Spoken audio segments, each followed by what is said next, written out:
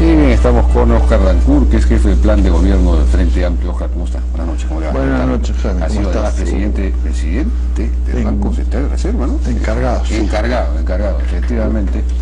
Una pequeña aclaración, no soy jefe del plan de gobierno del Frente Amplio, Verónica Mendoza, soy un miembro del equipo económico. Del equipo económico. El jefe es Pedro Frank. Bueno, no sé. Rectificamos entonces. Rápidamente revisemos lo que presentaron ustedes el otro día como propuestas. Una de ellas, la primera, en el tema de la reactivación, se dice sueldo mínimo a 1.000 soles durante el primer año, porque está estancado, etcétera, y no se está estancado de hace 3 años y no se mantiene una familia con 750 soles. Bueno, pero el salario mínimo no es familiar, es personal, o sea que aquí hay un error de definición. El salario mínimo es para la persona, y el salario mínimo de la pareja y otros miembros de la familia eventualmente suman el salario familiar. Entonces no se puede decir eso, ¿no? Partamos de una familia que tiene un perceptor de ingresos y no dos. ¿Cuál es la idea de los 1.000 soles? Es bien simple. A mediados de 2012 el salario mínimo se reajustó a 750 soles. Si calculamos la inflación desde ese momento hasta julio del próximo año, suponiendo que el salario nominal va a quedar en 750 soles, ¿sí? Hasta julio del próximo año, y suponiendo que la inflación va a estar más o menos en el mismo nivel que ahora, para agosto del 2016 el salario tendría que estar en 850 soles para tener el mismo poder adquisitivo que tenía en julio del 2012. Ya, entonces, ¿cierto? Ese es un primer punto. Un segundo punto es que si reajustas los salarios por el incremento de la productividad, y hemos hecho un cálculo, eso nos lleva el salario mínimo de julio-agosto del 2016 a unos 920, 930 soles. Ahí quiero aclarar un punto. Si uno reajusta el salario por la inflación y por la productividad, el costo laboral por unidad de producto, los costos de mano de obra por unidad de producto permanecen constantes. Entonces, ahora, ustedes son conscientes que la mayor... Un último para ver cómo llegamos a 1.000. Para ver cómo llegamos a 1.000. Estoy en 920. Entonces son dos razones: inflación, productividad, y la tercera tiene que ver en realidad con el hecho de que hay un atraso de los salarios mínimos en términos reales comparando con épocas anteriores, ¿no es cierto? Por ejemplo, si uno compara el PBI per cápita del año 1975 con el PBI per cápita del 2006, son iguales, pero el salario mínimo real del 2006 es una tercera parte del año 75, entonces hay un atraso histórico, y esos últimos... ¿Qué hacemos con todas las pequeñas microempresas que no podrían pagar un salario mínimo así? De hecho, el salario promedio en ese sector está por debajo del salario mínimo. ¿Qué hacemos? ¿Permitimos que se informalicen, que despiden? ¿Qué hacemos con los despidos y todo eso? Yo creo que esto es una cosa pues electorera, ¿no? No. Yo creo que hay una cosa que en el Perú no hacemos desde hace tiempo, y es que simplemente no seguimos las reglas mínimas de reajuste de los salarios nominales que se siguen en Chile, en Colombia, en Brasil, en todas partes. ¿No es cierto? El salario... No hay informalidad. El Perú tiene 70-80% de informalidad. Ese es el problema fundamental. Después discutimos de las causas de la informalidad, pero ahora estamos facilitando, trabajando para una minoría en realidad privilegiada. No. Yo creo que ahí hay una... Déjame aclarar, porque si no, en fin... yo creo que ahí hay un equívoco completo, por dos razones. Primera, que el salario mínimo y los salarios no solamente son un costo, ¿sí? Son un elemento de la demanda. El consumo en este país tiene que ver con el empleo y con el nivel de salarios reales. Primer punto. Segundo punto, ¿no? el mito de que la informalidad tiene que ver con los salarios mínimos altos. El Perú los tiene muy bajos. Tiene que ver con muchas cosas. Bueno, por eso. Entonces, a otro tema. Pero es que quiero aclarar ese punto. El salario mínimo no tiene que ver con la informalidad. ¿Qué hacemos con la entrevista? Entonces, si me preguntas, yo tengo pero cuando estoy empezando a contestar muy cortas, entonces tenemos un problema. Me parece que ya está claro el punto. El otro tema, porque pasa es que tenemos poco tiempo, y hay varios puntos acá. Él ha sido presidente encargado del Banco Central de Reserva, pero resulta que en el punto 2 están proponiendo reducir la tasa de interés de referencia del Banco Central de Reserva. Esto supondría intervenir la autonomía del Banco Central de Reserva. ¿Por qué? Porque ¿cómo desde el Ejecutivo se va a reducir la tasa de referencia del Banco Central de Reserva? No, el programa... Estamos hablando a ver. Vamos por partes y cucharadas. ¿Cómo? Una primera que deberías saber es que el nuevo gobierno nombra al presidente del Banco Central y otros 3 miembros del directorio, con el cual tiene la mayoría, justo en julio o agosto del año en que empieza el gobierno. Segundo, los otros 3 directores restantes se nombran en el Parlamento. Con autonomía, no siguen órdenes del ministerio. Esto no es Chávez, esto no es Venezuela. ¿Quién ha dicho que es? Por supuesto, cuando desde el plan de gobierno se dice... Cuando yo estuve ahí, ¿fue Chávez? ¿Viste la inflación en 15%? No gobernaba la izquierda. No gobernaba la izquierda. El Banco Central... ¿Hubo alguna vez una indicación, una llamada del ministro de Economía o del presidente? Señores, bajen por favor la tasa de referencia. Tú lo que quieres decir es que si discutimos la política monetaria, atentamos contra la autonomía del Banco Central. Eso, francamente, en una sociedad democrática es una cosa de locos. Mira cómo se discute de la política monetaria en Estados Unidos, en Canadá, en Australia. ¿Alguien dice que van a violentar la autonomía del Banco Central? Por supuesto se puede discutir. Nadie está diciendo que no se discuta. Aquí hay una orden en el plan que dice que se va a reducir las tasas de interés de referencia del BCR. ¿Cómo se puede poner eso en una...? La razón es muy simple. Cuando los bancos centrales, mira Canadá, mira Australia, ven una recesión causada porque se han caído los precios de las materias primas que exportan, ¿qué hacen? Bajan la tasa de interés. ¿Qué hace el Banco Central peruano? La sube, ¿no es cierto? Y entonces, ¿qué estamos diciendo? La economía se recesa por factores externos, la caída de los precios de las materias primas, la subida de la tasa de interés internacional en Estados Unidos, y el Banco Central aquí, en vez de impulsar el carro para adelante y moderar ese impulso recesivo que proviene de afuera, dice, yo también freno. El ministro de Economía dice, yo reduzco la inversión pública. Y entonces, efectivamente, el carro se frena completamente. Y tú no quieres que nosotros discutamos eso en un programa económico en medio de una recesión. Se podría decir, ¿cierto? Entonces, si no discutimos política monetaria y política fiscal, ¿qué hacemos?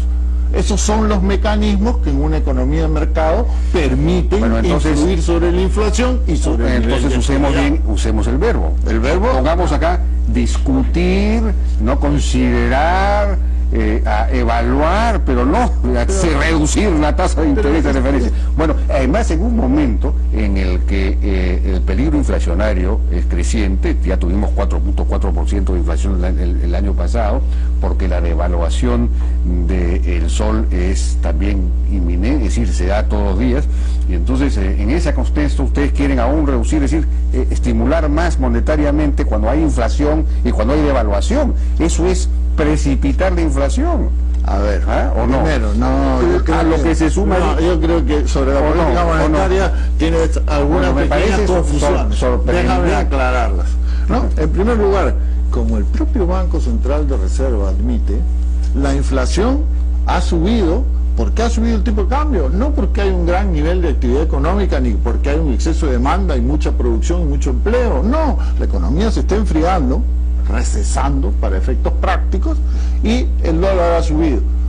Y lo que hace subir el nivel de precios, acaba de declararlo el Banco Central, dice... Es la devaluación, yo lo acabo de decir. ¿Cierto? Entonces, pero el Banco Central lo ha calculado y tenemos los cálculos. O sea, por cada 10 puntos de devaluación extra, hay 2 puntos de inflación adicional. Entonces lo sabemos con claridad. El punto es el siguiente. Una vez que se generó esta alza del tipo de cambio, ¿qué haces? El alza del tipo de cambio en el Perú recesa la economía, ¿cierto? Porque hay muchos endeudados en dólares y cuando sube el tipo de cambio reducen su gasto, consumo e inversión, ¿sí?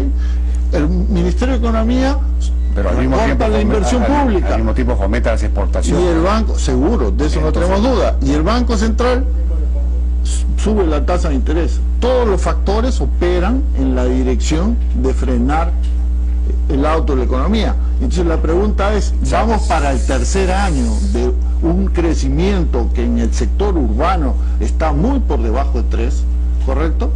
Este es el tercer año, vacas flacas para efectos prácticos que tenemos, y con esa política vamos a tener 7, 8, 9 años de vacas flacas. Y la pregunta es, ¿esa es una economía que crece, donde los ingresos y el empleo crecen?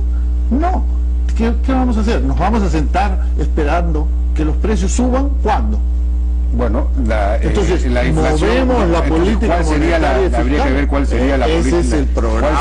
cuál sería la política inflacionaria, porque aquí estamos hablando de estimular más el mercado monetario en un año en que hay inflación mayor. No, entonces, es que ahí viene tu equivocación. A esto se sumaría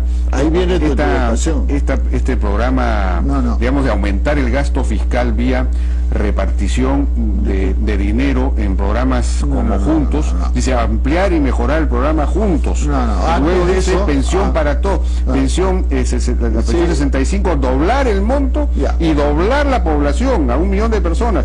Entonces vamos a repartir mucho más plata, generando una gran cantidad de gente dependiente de dinero del Estado, en lugar de digamos, de ser capaz de generar sus propios ingresos. Es decir, vamos a repartir pescado en lugar de enseñar a la gente a pescar.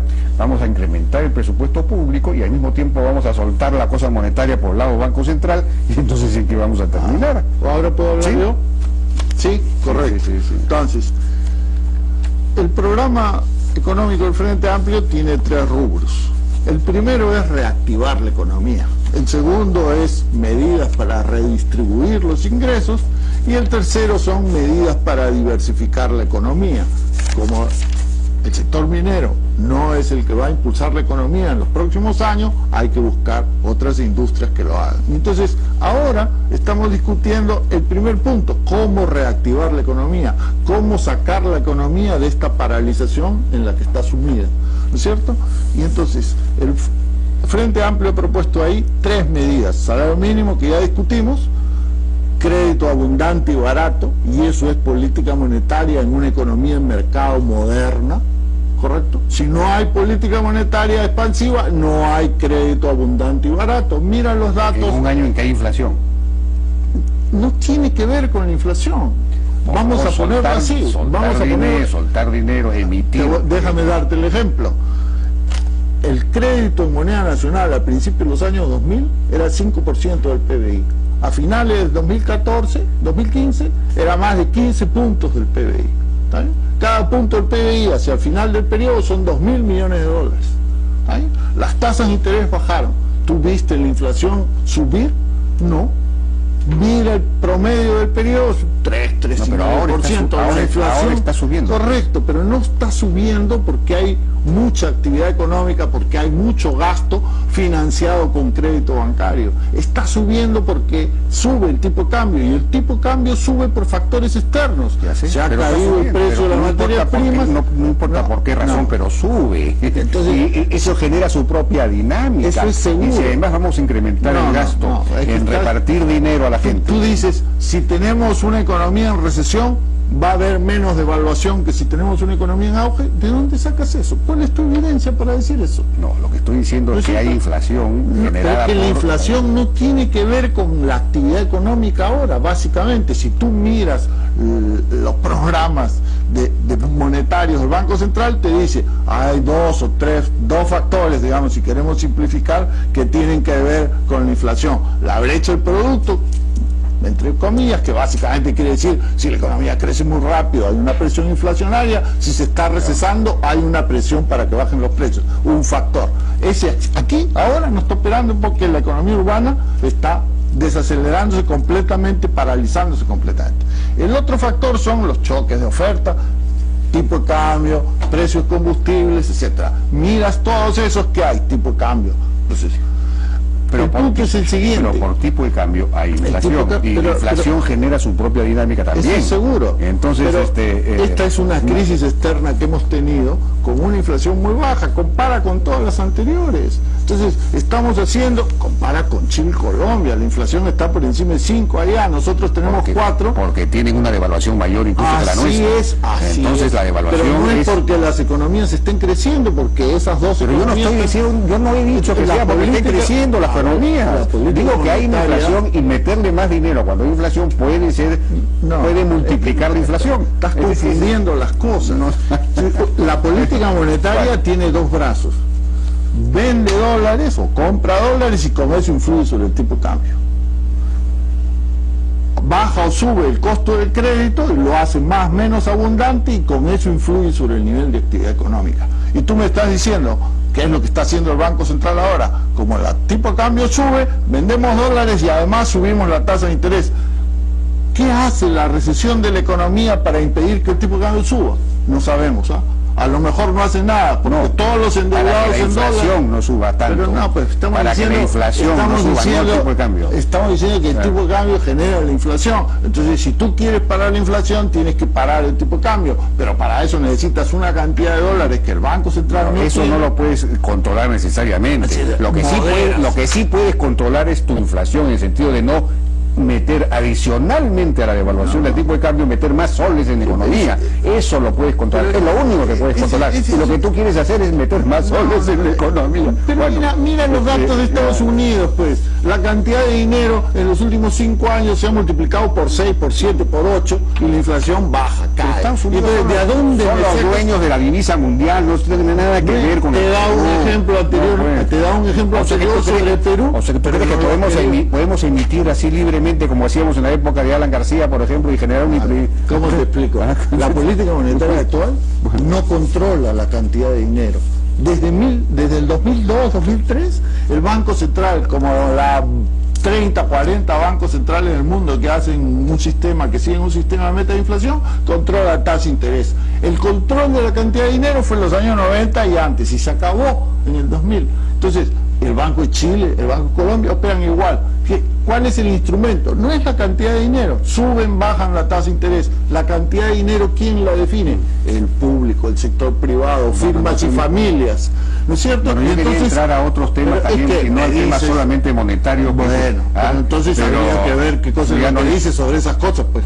No, mi posición es clarísima, ha quedado, me parece muy clara. Y no sé si la mía espero que dejes que la mía quede... Bueno, por lo menos yo no sé cómo se va a impedir que la inflación crezca más si metes más dinero, pero en fin, en un momento en que hay devaluación. Pero en fin, la tasa de interés en el Banco Central, el Banco Central gringo tiene su tasa de interés en 0 desde hace 8 años, ¿cierto? La cantidad de dinero se ha incrementado enormemente, ¿correcto? Japón igual, Europa igual, Inglaterra igual. Pero sigue habiendo monetaristas que dicen que los precios suben por cada sol que incrementa. ¿Por qué razón la FED, por qué razón la FED está subiendo la tasa de interés ahora? Explícame por qué está subiendo la tasa de interés. Antes de eso, el punto simple es que no ha aumentado la inflación. Puedes leer los datos, pero esos son los discursos. Esas son otras explicaciones. No son otras explicaciones. Otra realidad completamente diferente. Es que ese dogma de que por cada sol extra la inflación sube, ese pues estaba bien para cuando el Banco Central operaba de otra manera, pero ahora no funciona. No funciona simplemente. Entonces, criticar el programa económico del Frente Amplio sobre la base de un prejuicio que no... un prejuicio que no tiene forma de ser probado. Por favor, hemos sufrido nosotros en carne propia la inflación y la hiperinflación en este país. Aquí no hay prejuicios, aquí tenemos conciencia de que no podemos emitir libremente porque nos da la gana ni generar déficits fiscales. No podemos generar déficits fiscales como sale acá también. Aquí lo que tú tienes que decir es lo siguiente: si el Banco Central mantiene la inflación controlada en el rango que se ha trazado, entonces la cosa camina. ¿Por qué no miras qué ha pasado con la cantidad de dinero en el Perú entre 2000 y 2015, los últimos 15 años, y dime que ha bajado? No, ha subido de una manera espectacular. Economistas que creen eso que tú dices. La economía ha crecido, el país ha crecido, en fin. Así bueno, es. Entonces, no necesariamente un incremento de la cantidad de dinero produce inflación. No, claro. Esa es la experiencia de la economía peruana en los últimos 15 años. Así es, pues no ha habido déficit fiscal, no ha habido déficit fiscal, no hay emisión inorgánica, etcétera. Bueno, ya tengo otra entrevista, ha sido interesante en todo caso la discusión. Con el asunto del déficit fiscal, solo con eso nomás. Esa es la tercera, sí, yo sé, la tercera medida. Vamos a aumentar la inversión pública. El gobierno reduce la inversión pública, pero tiene un fondo que se llama el Fondo de Estabilización Fiscal, un chanchito para las malas épocas, donde hay 7 puntos del PBI guardados, sin contar los soles que tiene el Banco Central. Y la pregunta es, ¿y por qué no usa ese chanchito para las malas épocas aumentando la inversión pública? Esa es la pregunta que yo te hago. Lo que nosotros planteamos es aumentar eso. ¿Sí? Bien. Entonces, Oscar, muchísimas gracias por tu participación en la Hora N, una discusión interesante. Bueno, vamos a una pausa. Él no es el jefe del plan de gobierno, miembro del plan de gobierno del Frente Amplio. Vamos a una pausa, regresamos ahora con Gerardo Tábara, el poco tiempo que nos queda para ver qué ha pasado con esta ley que finalmente se ha publicado, la ley que modifica la ley de partidos. Regresamos. Y bien, estamos con Oscar Dancur, que es jefe del plan de gobierno del Frente Amplio. Oscar, ¿cómo está? Buenas noches, ¿cómo le va? Buenas noches, Jaime. Ha sido además presidente del Banco Central de Reserva, ¿no? Encargado. Encargado, efectivamente. Una pequeña aclaración, no soy jefe del plan de gobierno del Frente Amplio, Verónica Mendoza, soy un miembro del equipo económico. Del equipo económico. El jefe es Pedro Frank. Bueno, no sé. Rectificamos entonces. Si reajustas los salarios por el incremento de la productividad, y hemos hecho un cálculo, eso nos lleva el salario mínimo de julio-agosto del 2016 a unos 920, 930 soles. Ahí quiero aclarar un punto.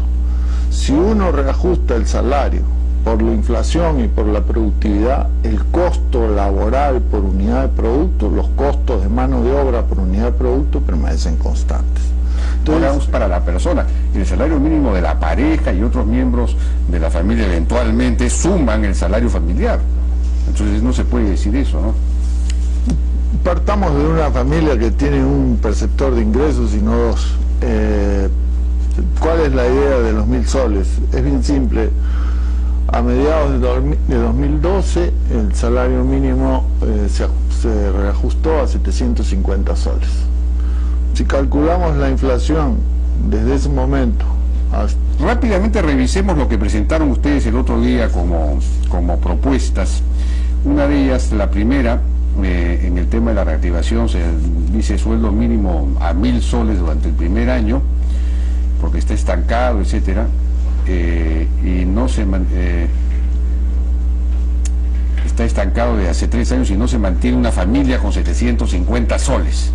Bueno, pero el salario mínimo no es familiar, es personal, o sea que aquí hay un error de definición. El salario mínimo es... A julio del próximo año, suponiendo que el salario nominal va a quedar en 750 soles, ¿sí? Hasta julio del próximo año, y suponiendo que la inflación va a estar más o menos en el mismo nivel que ahora, para agosto del 2016 el salario tendría que estar en 850 soles para tener el mismo poder adquisitivo que tenía en julio del 2012. Entonces, ¿no es cierto? Ese es un primer punto. Un segundo punto es que